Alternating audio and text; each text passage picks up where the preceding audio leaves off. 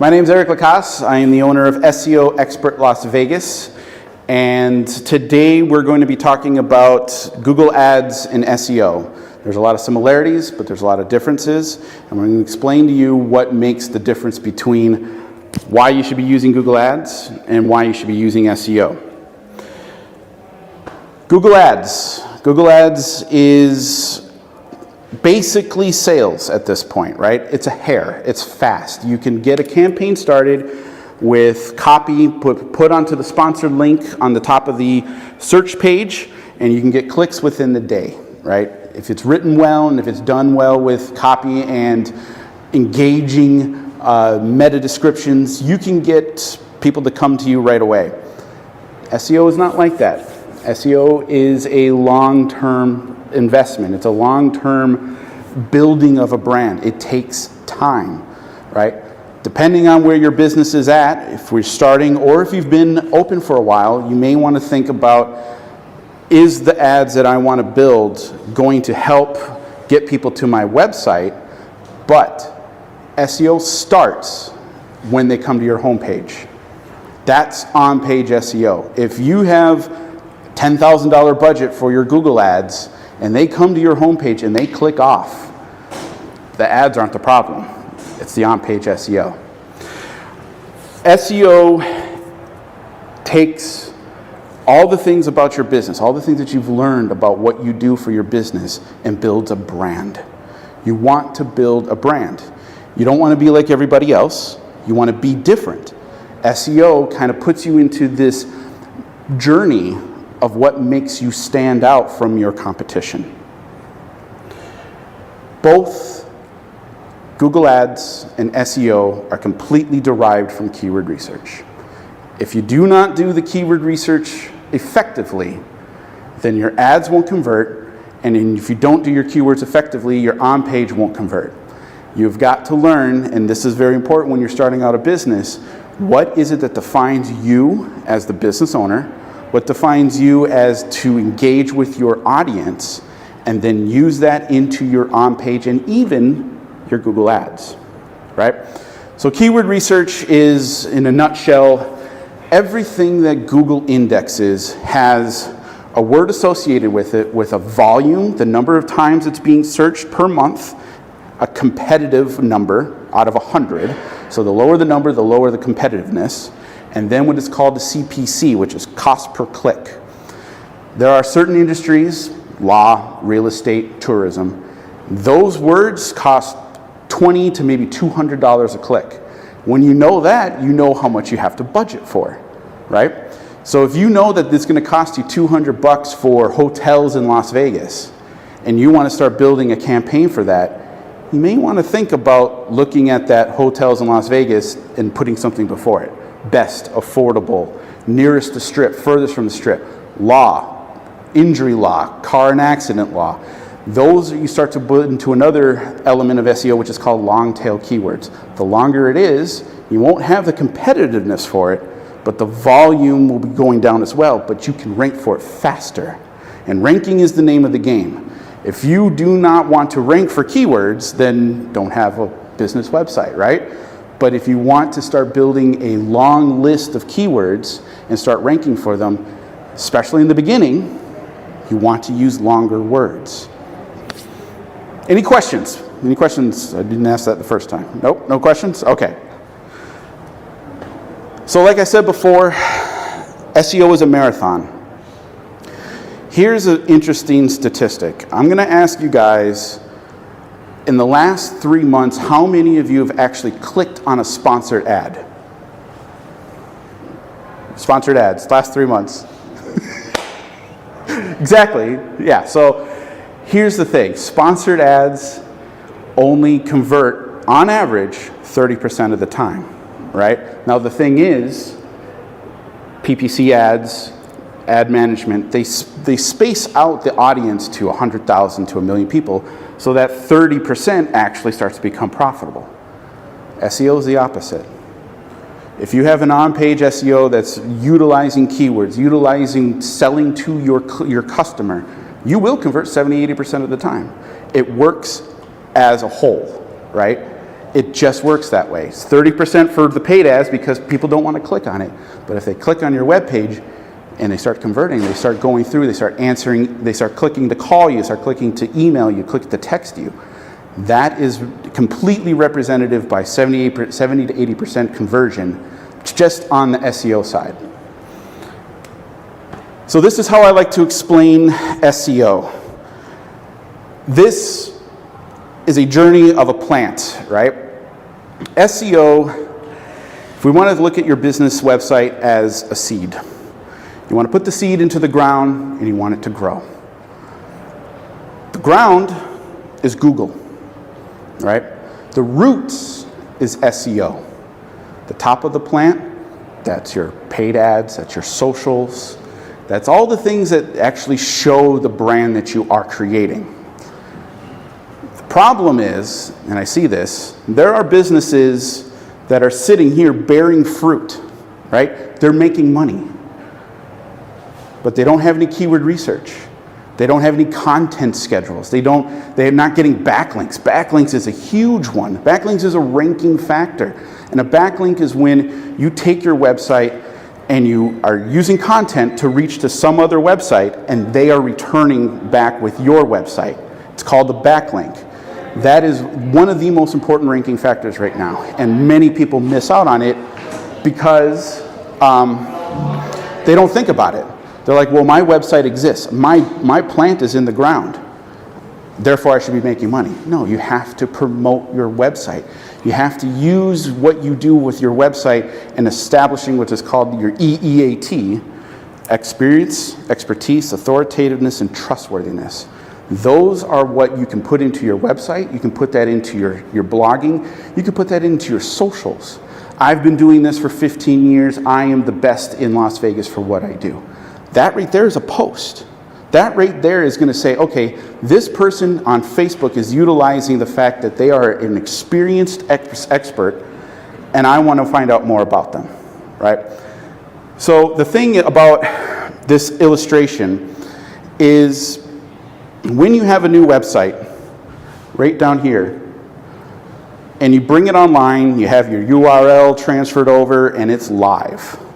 Google does something to you. Puts you what's called the Sandbox. Sandbox is a 3-month penalty, no questions asked, right? There's a reason for this, and it's called indexing. Google is going to shut off the fact that you can't see who's come to your website because they're sending out indexing bots to bring the website to their servers, right? It takes 3 months. You cannot get away from it. It's not that you did anything wrong. It's just part of Google's platform. They have to do this. But while you're in the sandbox, you get to focus on the other stuff. The sandbox only relates to your website. It does not relate to your socials. So what you could do while you know that you can't see the traffic coming to your website, you can start working on your Facebook. You can start working on your YouTube, your Instagram.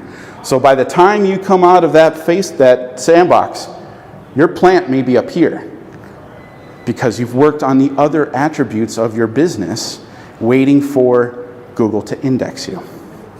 A lot of the time, I've done many audits for many different industries. There's kind of a miscommunication when we look at the data that the business may be here. The roots are down there, and they've got 3 months.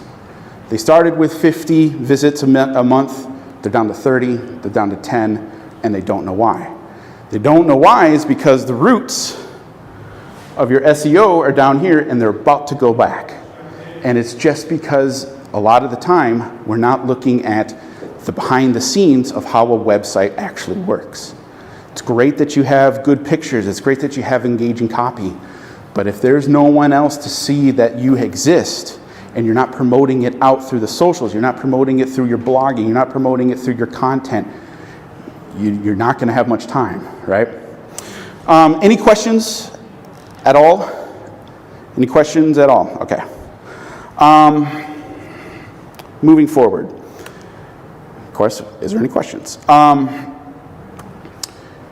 Google Ads is very good at taking your money, right? You're renting those words. SEO, you have to earn them. It's just part of the game. You've got to constantly change things about your on-page, about your content, about your keyword research, so that it stays fresh and that it gets indexed better, and therefore people start coming to your website. Now, when it comes to the first part of SEO, which would be on-page, there's an actual system that you should probably philosophically understand. The very beginning of your website, the very top, should have a call to action. Usually a title, but contact me, call me, email me right away. The reason for this is if someone's come to you from Facebook, someone's come to you from Instagram, and they come to your website, they're probably warm clients, warm leads, and they want to talk to you right away. Now, underneath that is where a little bit of the art form of SEO comes into play. What is it that you need to let the person know to get them to engage again with you? They may not be warm. They may be like, I don't know what this website is. There's usually going to be either an about you, about the business, what you do, and then a call to action underneath that. Towards the bottom, testimonials. Down below that, an FAQ, right? You have an opportunity with your business website to disengage any objections right off the bat through the first page. Now, of course, your titles and everything should talk more about who you are, what your services are, what case studies, what other things you've done, so that if someone wants to see that, they can click on that part of that page and read about it.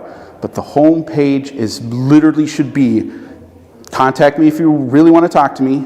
This is what I do. These are the people who have used me. These are the questions and the answers about my services or who I am, right? There are a lot of other attributes when it comes to SEO that apply to the socials. Here's one thing that SEOs do love to talk about, and that is Reddit, all right?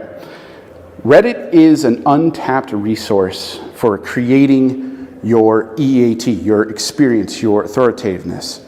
You start a Reddit and you start commenting and start joining every single Reddit that is related to your business, whatever your business industry is. After a little while, you start your own subreddit and you invite the people to come in. By that time, you should have about 60 to 100 karma. You will have an understanding of who's engaging, the questions, your answers, and when you bring them into your own subreddit, now you can start to zero in on those individual people, and honestly, you can start selling to them. You could rank just for your Reddit page and your Reddit account just alone, just that alone, right? Another one that people sleep on is Pinterest. People have been sleeping on Pinterest for years. It's one of the older search engines. It's a search engine. But the thing is, people in Las Vegas are missing the boat, the fact that from Thursday to Sunday afternoon, their users skyrocket. Generally women married with kids, because they're on the couch watching football, their husbands are watching football, and they're on Pinterest looking for pins. So if your business is related to selling to women or services to women, starting a Pinterest, you can't go wrong. It just works that way, right? Any questions? Any questions at all? No? Okay. Let's see here. So let's talk about, so when it comes to Google is not this Illuminati machine that knows everything about you, knows how to put a sponsored ad in you. It's really only just going after your last search history. Even to the fact of, as we're talking right now, they are behind thousands, if not tens of thousands of keywords to index. They just can't keep up. And because of that, there are keywords out there that are relevant to your business, relevant to a content, relevant to a post that Google hasn't indexed yet. So what does that mean? If you can find those keywords and you can create a blog, a post about it, put it into your website, eventually the index bots will find it, they will rank it, and because you've already has that as your keyword, you've ranked for that keyword, even if there's no volume for it, no competition. Once that gets put into the system, you will be ranked number 1. Google is still not this incredible machine. It is still behind. It still has to catch up. It still has to make money. That's what Google Ads is. It is about them making money. The result is the SEO ranking. Who actually earned that keyword right now, right? So along with the keyword research that should be done when you're starting your business, what are the words, what are the different type of topics that you could talk about that are actually being searched, but Google hasn't indexed it yet? Another thing is technical SEO. There's about 7 different elements of SEO. There's 7 different disciplines. Technical SEO is the one that's going to get you a high bounce rate. Bounce rate meaning people come on and then bounce off. One of the biggest factors I've seen with technical SEO is having a movie on your homepage. A big 1080p video. The reason it's one of the ranking factors in Google is called load speed. Load speed, big one. Because if it takes too long for your page to load, people click off. It's undeniably seen through every single SEO audit that I've ever done. Some people are like, well, I love this video. I got to have a video of what my business is about. Cut it down to a GIF. Cut it down to a picture. Take the picture, move it off to the side. Because if people are going to spend more than a few seconds looking at your website, your on page, and they click off, you can forget about the conversion because it ain't going to happen, right? Another thing too is when we talk about development of content, blogs has been around for 20, 30 years. It's still relevant today, but blogs should be written as if it's a research paper. What it is that you're going to talk to them about, how you're going to make your first compelling element to that topic, tell them what you told them, tell it to them again. Generally, blogs should be around 1,200 to 2,000 words, right? With the structure, with a link to your homepage and link to references at the bottom of the blog, right? Again, images are very important. Images are absolutely necessary for certain elements of blogging. Specifically when it comes to images, you want to use that for your Google My Business profile. Google My Business profile is probably one of the most important first actions you could build as a business, whether or not you have a brick and mortar, even if you have an online business. You can still use it as a service-only Google My Business profile and put high quality photos of your logo, of what the business does. But if you're a service area only, you can't use your residential home, and you can't use a WeWork, and you can't use a PO box from UPS. They don't want that. They will cut you off. But you can still build your online presence with a Google My Business profile, along with all the attributes: name, website, socials, hours of operation. All that should be inputted in there. Absolutely to a T, and you should be looking at it once every 3 months to make sure everything is up to date. Another element of SEO is what's called off-page SEO. Off-page? Off-page? Off-page. So we have on-page and we have off-page. On-page is going to be your home page. It's going to be the way that your website is linked. Off-page is going to be your backlinks and referring domains. So whenever you get a backlink, you also want to get the referring domain from that backlink. Where is it coming from that they're linking to your website, right? Again, when we look at Google Ads and SEO, Google Ads is great if you can afford to do it right off the bat. It's an amazing thing to have an awareness campaign because you can bridge it out to Vegas, you can bridge it out to the country. And it just costs you money because you're renting it, right? But it gets people to come to your website. Google Ads ends once they come to your website. That's why it's so important that you should have some kind of strategy for Google Ads. Absolutely. whether it's awareness, lead generation. If you have an app, Google Ads is perfect for it because you can link it to the Google Store or to the Apple Store. You could link that app so that you could start to get people to come to the app. And even with app development, there's SEO involved in it. What is the app? How is this going to make my life better? What is it that this thing does? And you only have a certain amount of characters to describe it, but you should utilize the strategy to at least have keywords in that description and even use the name of the app and start working that into your homepage. So along a way, this is, SEO is a very complex, slow turtle of an industry. It's just the way that it is, and it just takes time. A lot of the thing that I see in SEO is the fact that a lot of businesses, they want 1 year of traffic in 3 months. And again, this is an investment. This is something that's going to take time to develop. And the thing is, a lot of people are like, well, I don't want to write a blog. Okay, make a video.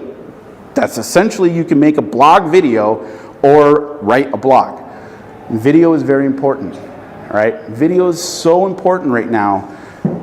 But again, using SEO in the descriptions and in the title, and then your links to your website and all your socials underneath in the description. That description should be very long so that someone that wants to read more about what you do can link to other things, right? Now, if they link to your web page and they come from YouTube to your web page, you get what's called a referral link, right? Or a referral count. That's measurable in Google Analytics. I can see how many people in the last 7, 14, 30 days came to your website from your YouTube, right? Any questions? Yes? How would you balance Google Ads with your website SEO? Would you start running ads if your website is being developed, is in the sandbox, as you say? Is that a good time to run Google Ads? Actually, yeah, I would agree with that. At least an awareness campaign, at least with that. And I mean, if we look at the cost, awareness campaign is going to be pretty cheap to do, right? You're looking at the keywords for just a mass open net, right? But yeah, that's an excellent time to do it because the Google Sandbox is only reflecting the URL of the homepage. Google Ad Manager is not a part of that. That's separated, right? So you could still see who's coming and clicking on your website just on an awareness campaign.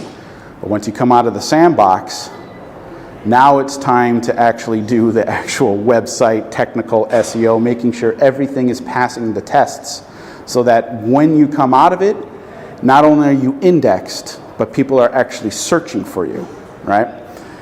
It's very important that in SEO we see who it is that's coming to us. Why? How long were they there? Did they buy something? How much did they buy? What platform did they come in? Were they on their phone? Were they on their desktop? Most people are missing out that 70-80% of the people coming to your website are coming from your phone in the first place, right? So again, the strategy you have for your desktop, you got to cut that up for mobile, because mobile load speed is even more trickier to get a decent rating than it is your desktop. Desktop, you have a lot more screenplay to play with, right? Mobile, you don't. You don't have a whole lot of leeway with it, right? And especially with Apple and Android phones, because it has to get resized for each one of our phones and when we use it, right? And if you have a movie rolling on your desktop and you want to optimize it, get rid of it for your mobile. Just get rid of it. Unless it's a YouTube link. Unless it's a YouTube link, right. Unless it's a hyperlink to a YouTube channel that you've created. Absolutely no problem with that whatsoever. But I've seen it too many times where I see the desktop and I'm like, we'll see what this looks like on mobile. And there's that movie. And it's just slow. It's just, and the thing is, I'm only there to help. I'm like, just get rid of this movie. Don't have that on there. And the thing too is a lot of the time, a lot of the attributes from your desktop transfer to the mobile with the little 3 bars or a call button there. You can save some kind of load speed just on that alone. But again, two different strategies. What are you building for your desktop? How is that converting to mobile? And the images some people post are huge. Of course. They're 32 inches wide and Yes. space, and it's a high definition picture, and then they just scrunch it down and think that that's fine, but Yep. it's still referring to the big image. Yeah. When you go to mobile. Yeah, it's something, at least if you have a business website or you're starting one, just be aware that the way that you design your homepage is going to be different for those two different things, for desktop and for mobile. It's got to be different, because you want to have optimal load speed. Optimal. We want it quick, you want it fast to them, and you want it to be engaging right off the bat. So let me ask you about the keywords in the meta. Sure. Is there a limit? For meta descriptions, it's 140 characters. For the title, it's 70. So this is another thing. So it's just a few dozen keywords. Yep, That's it. right. Now, You go over. you can go over, but if you go over, you're forcing Google to index you at a slower rate, right? Because it's got to grab all those words. And I know it's like, well, what's the difference between 140 and 200? It's a big difference when it comes to the indexing, right? You have an opportunity in 140 characters to just get attention from somebody, right? Usually the best meta descriptions I've seen start with a question. The question in which your business is solving. Blah, blah, blah, question mark. Need help with blah, blah, blah, question mark. You could just run it just off that question, because the answer to the question is the link, and they can click on the link, right? Now again, I've seen meta descriptions that are absolutely incoherent whatsoever. They don't make any sense, but that's because the person that designed it wasn't thinking about the customer. They were trying to push their information of their business. With the meta description, you have an opportunity to ask a question with a relevant solution, the solution being your website, right? Even with the title, this is another SEO engineering thing. If your business is here in Las Vegas, you better have Las Vegas in the title. Even to the point, and there's studies on this, comma, Nevada, right? Blah, blah, blah business, Las Vegas, comma, Nevada. Because it ranks for local. It ranks locally. Because if someone's searching for best plumber in Las Vegas, and you don't have Las Vegas in your title, you're forcing Google to say, okay, this website, this business is in Las Vegas, but it's not fast enough for us to see it because it's not in Las Vegas in the title. Yes? Does SEO tend to change year over year? Because at one point, an SEO expert told me, make sure you have a descriptive URL where you just, as much as you can describe in the URL, it picks up on that link. Then somebody else looked at it and said, scrap that. Don't do that. That is not going to shrink it, have about, have, Yep. main, have. And that was counter, it's opposite. There is still a lot of debate, even in SEOs, even just on the URL itself. Some say use a keyword in your URL when you buy the domain. I'm not like that, no. Does it work? It used to. 5 years ago.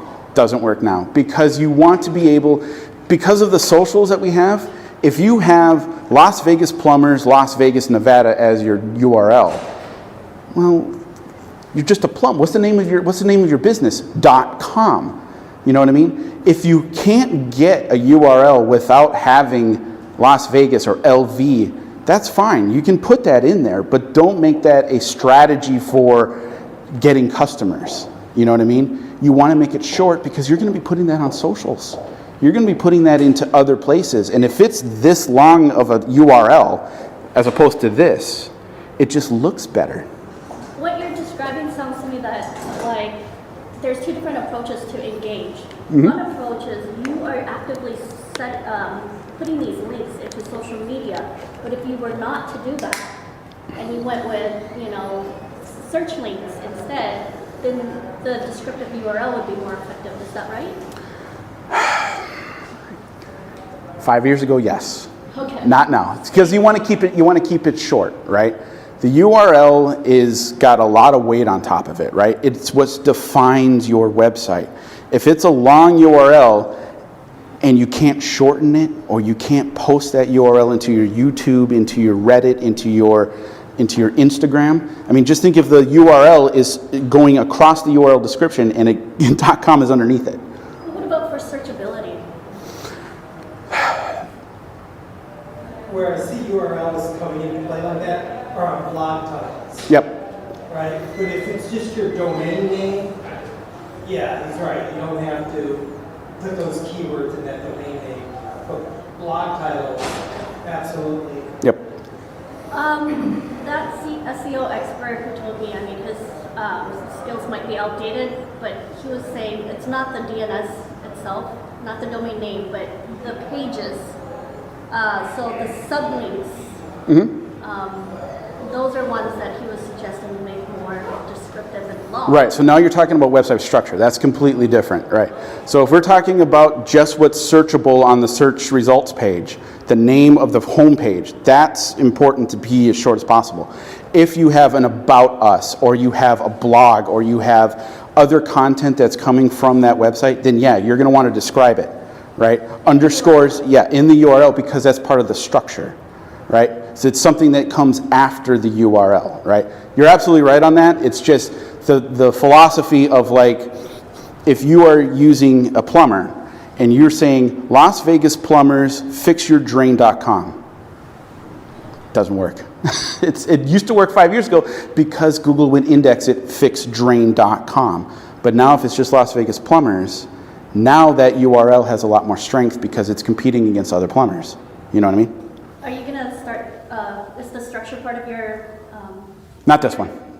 About this lecture? Yeah, are you going to talk about the structure later? Yeah, I'll talk about other ones. Yeah, next month probably. Next month, yeah. Is that sitemap? Sitemap, yes, absolutely. So that is, you're talking about the sitemap, right? So the URL, every type of page that's associated with that, that's called the sitemap. That's indexable to Google. You want to make sure that that is absolutely precise as to where they come from and where they go. That's where the guy, the current CMO, somebody who claims to be the expert in marketing, said that, you know, I had a descriptive about us page. Rather than putting in a URL, you know, domain name / about us, I did something more, you know, extensive or descriptive, and he said don't do that. And he wanted it, he suggested to shorten it back to about us, etc., etc.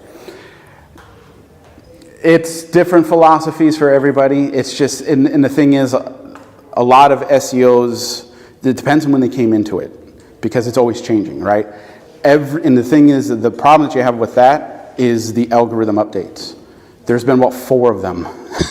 So each one of them are addressing the utilization of the URL, because the URL is so powerful. It's what gives backlinks to you. And if that backlink is going to head to, like, what's your URL again? Blah, blah, blah, blah, blah, blah, blah, blah.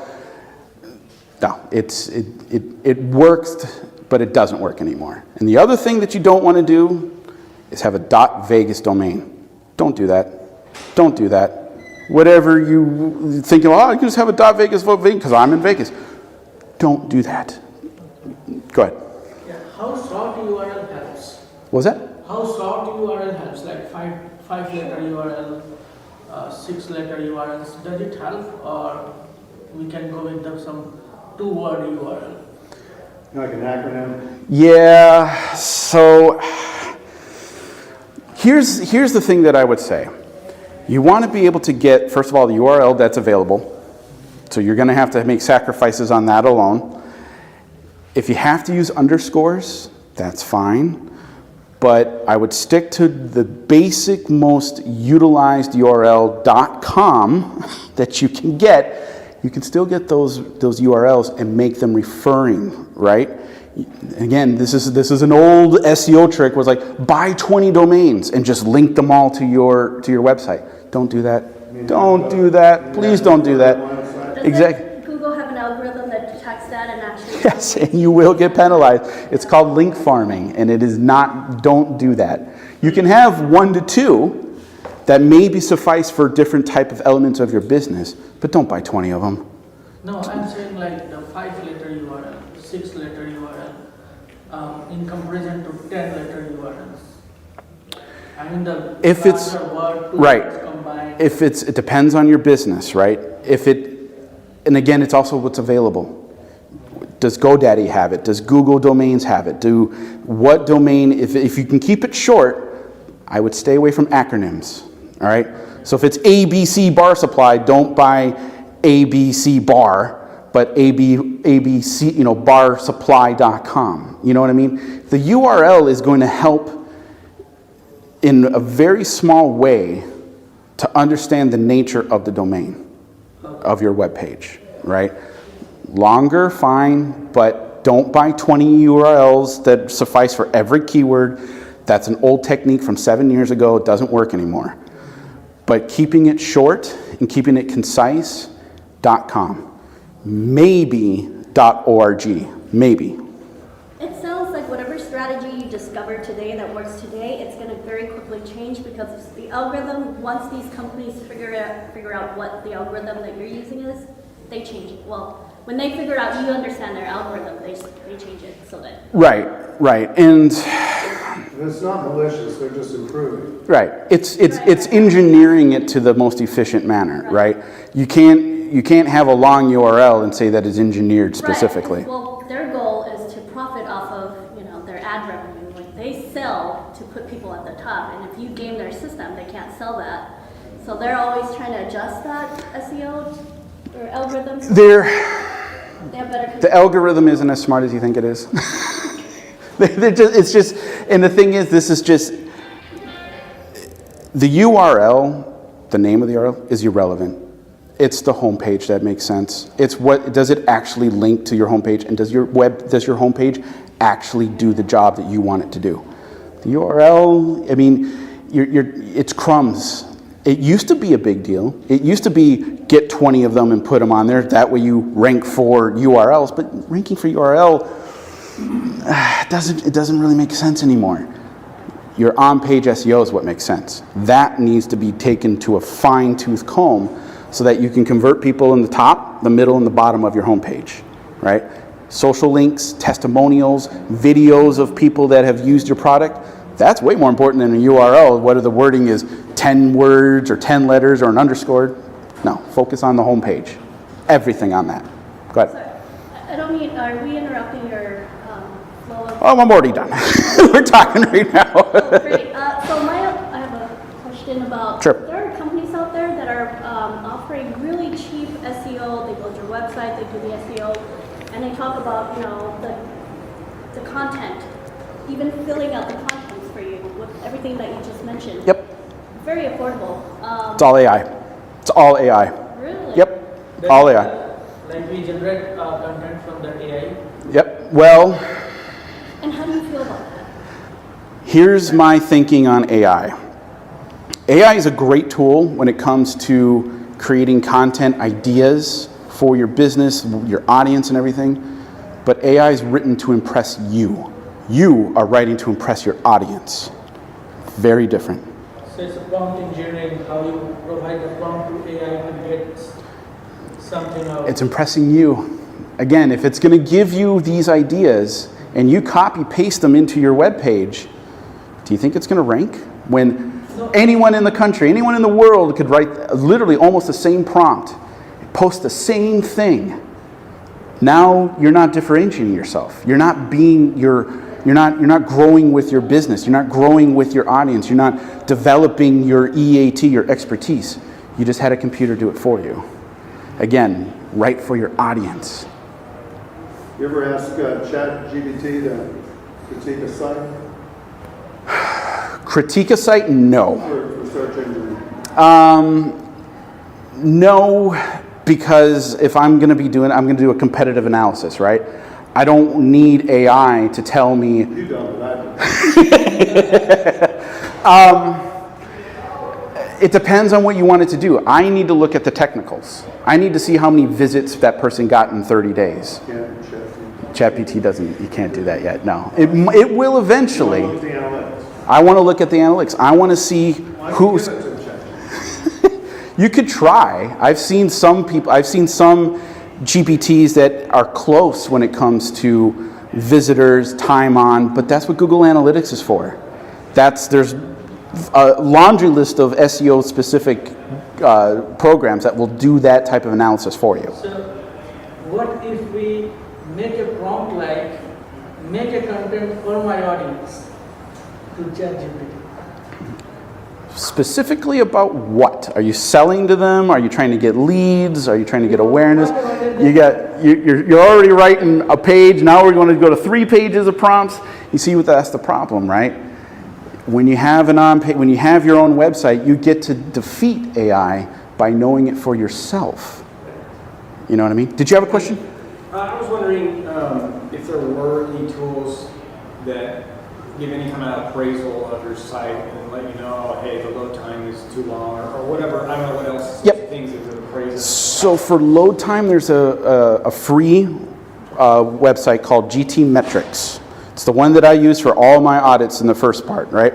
It will take your website and will break it apart into the elements that is loading at that time. What's it called? GT Metrics.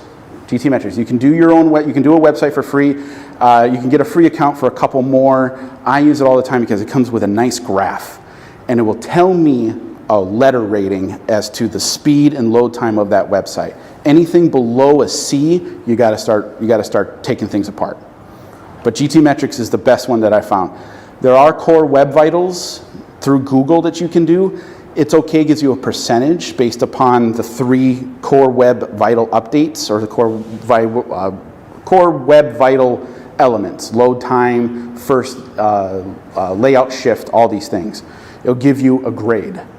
Anything below 60%, you got to start looking at things. Can it tell you any more about like how a web crawler is perceiving your website, or is that just too much magic behind Google that we don't know? That you're getting into the server element of things. So if you have a website and you have control of the servers and you can see the actual programming that's being loaded into the website, you will see these little things every once in a while called Google bots. And those are the indexing bots. Think of indexing as like, if we're using this metaphor, they're ants. Google's sending out ants, and every time they come to your website, they're bringing something back, right? It never ends, because every time you change a word, every time you put a blog post, every time you've changed some of the technical elements of things, you have to let the ant find it and then bring it back. It can take a long time. It can take a long time. It can take a long time. Tool I can suggest. One is Google Analytics. It can guide you like which flow your user is going from, which page, where he come from, like from this page to this page, how he's jumping. Another tool is paid. It's a Datadog. That will also guide you like how your user is moving through all of your websites. Right. And how much time they are spending on which page. Yes. So when Google Analytics will tell you, like you're saying, who came to your web page, where did they come from, how long were they there, did they bounce off in 5 seconds, did they buy something, how much did they buy, what platform were they on. That's just the tip of the iceberg. There are a lot of things underneath Google Analytics that you can find, and really nerdy stuff that you could, like, oh, I didn't know about this, or the path, you know, the load time of your About Us page or anything like that. That's for the Datadog. Datadog do a lot more than that, because they will charge you like $70 per host per website, but they give you a lot more data. That the load time is there any why is slow? Datadog requires you to actually code up. It's tightly integrated with your code. No, like if you are using the AWS or Azure, any cloud platform, it just took like 3-4 clicks, you can integrate it simply. I mean, they try to make it very simple to integrate, but if you want to get more out of your website, like, then definitely you need a developer capabilities. Absolutely. And even in SEOs, there's Ahrefs, there's SEMrush, there's specific programs that will interpret everything that's going on with a website for SEO purposes only, right? Another thing is Google Search Console. Google Search Console is not Google Analytics, But what Google Search Console is different from is it tells you what the words that people came to your website from. That's your keyword research, and that's developing along with your Google Analytics. Just those two programs alone, which are free to get ready, you'll be able to tell a lot about your website and the terms in which people have found you. Now, as it starts to grow, you will see what's called it's called impressions. An impression is basically your website showed up in the search results page somewhere from 1 to 10, right? 10 pages deep. That's awareness. It showed up somewhere. Now what you would do is you would take that awareness and you would put it into, you could use AI for this, give me ideas on blog or content for my website based on this word with an impression of this much. And it'll give you some ideas. But again, if you know your business, you can take that AI and say, okay, that's great, I can do it better. I can It's do. also free, right? That's a free, yep. Google Search Console and Google Analytics are free. And it collect data from your sitemap. Yes, yep, with an integration code. You got to put the code into your website, so it's a tag. Go ahead. Well, I need to be clear about the meta keywords. Yep, It's just 140 characters. 140, yep, And each one is separated by a comma and space. right. So that's not much. I mean, It's not. I got more than that right now. See, and that's the thing.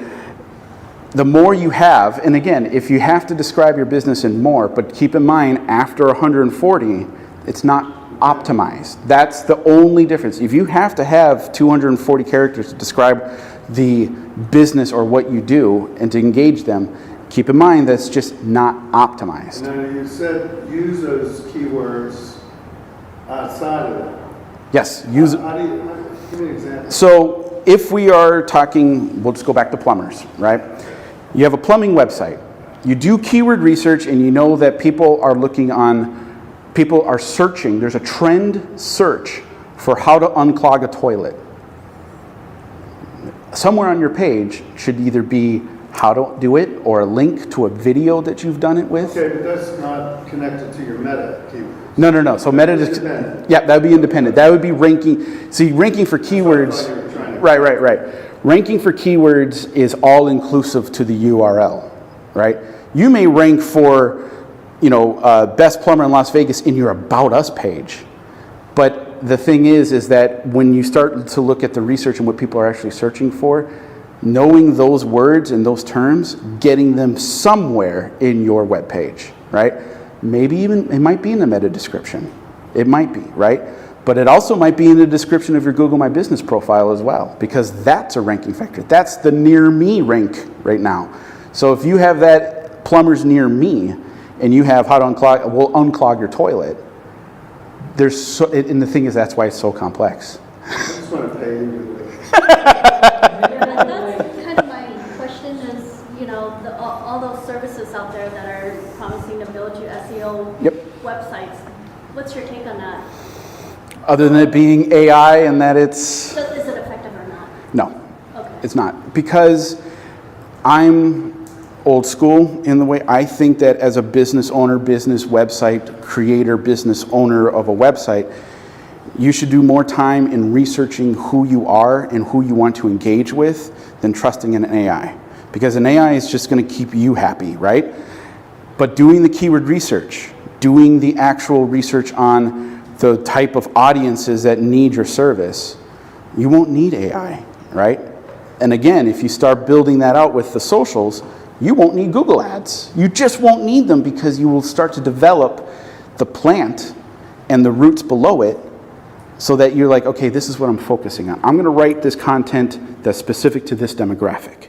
Write it like a research paper, put it out there, promote it, and then watch as people come. Change it every month so that you can see who's ranking above you and below you. And then from there, you start tearing them apart because you're writing better content than them.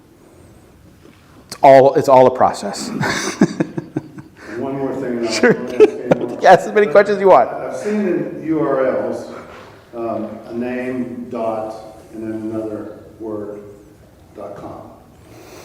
So a double .com or a name dot name com. Yeah.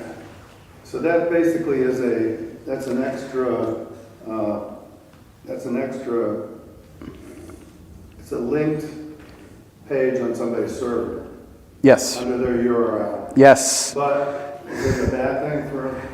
Is it a bad thing for, just because of the culture that people use, what they expect, or are you talking about like the crawlers literally will derank you when you have like non-standard URLs? It won't, it'll take longer to rank. Eventually, yes. So like what you're saying, like a name dot, or like, is it a backslash.com? Backslash is just a normal directory Yep. under that main hosted site. It's just a But the subdomain. dot. Yeah, just a subdomain, yeah. But the dot is a separate actual, has to be residing as a separate web page. Yeah, then it would be a URL associated with a subdomain, basically. So like a directory, right? Yeah, it's different from a regular directory. Okay, so like a link tree, basically. Can't describe it. Yeah, don't do link trees. Take the time and build a website and don't use a link tree, because link trees don't rank at all, because it's all relative to a page with links beyond it, right? So, what was your question again? I was just curious if you were advising this just because you're working against a culture of people who don't expect like a .vegas, or they don't expect another dot somewhere, or are you literally saying like Google de-ranks you when it doesn't like Right. It doesn't de-rank you, but we know that a .com is much more powerful. That's why it's more expensive, right? .coms are always going to be. That's why you want to find the URL with a .com. .vegas is not. It's dirt cheap, right? It's dirt cheap to buy those domains because it's only sitting in the indexing for .vegas. .com is for the entire world. You know what I mean? Or .org or .ai or something along those lines, right? Does it hurt? Not really, but it does take time because you're not utilizing the .com to its best efficiency. You know what I mean? I've never seen a .vegas website that actually ranks. I've seen thousands of .coms. Millions of them rank for .com. That's why they're so expensive. That's why they cost more. Even we search about the Vegas too, right? Yeah. Yep. So, and again, why would you want a .vegas? I mean, I get it. We're in Las Vegas. There's a domain for .vegas. Yeah, I was just curious if Google is intentionally penalizing, .ai or They're going to penalize for other things. You know what I mean? So, yeah, and again, the culture, will slowly shift. Now there's just all these other, whatevers. Right. But I was just curious if it's just another way to make, had a bias. Yeah, it's just not a very common practice to do when you can have a .com. You know what I mean? Why make it more difficult for your site to rank? It's not that it's not going to, it's just going to take more time. Yes?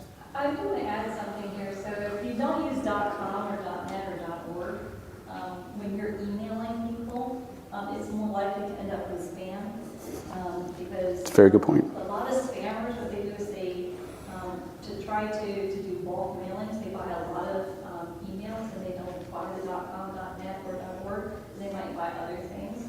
And so even if you, believe it or not, have .io or .ai, I guarantee you, because I've worked with those AI companies, Yeah. it's really hard to get your emails delivered because you'll end up in spam. And so, it's about reputation, but a lot of times these spam filters will get you to come up. So that's another reason, and not to do with Google, but, Right. you want to consider. Any other questions? Any other questions at all? I think we're getting close to wrapping this up. Again, thank you all for coming. If you have any questions, you can come and see me after we're done here. I think we'll just wrap this up unless anyone else has any other questions. But I appreciate you hanging out for the last of the last and hopefully the best of the But again, I appreciate Next it. month you're going to do this again. Yep. You're going to deal with sitemaps and what else? I'll do sitemaps and I'll do the search results page because a lot of people miss that a lot of your business research can be derived just from what you are searching on Google itself. So that's probably what I'll do. Thank you. Thank you very much. Thank you.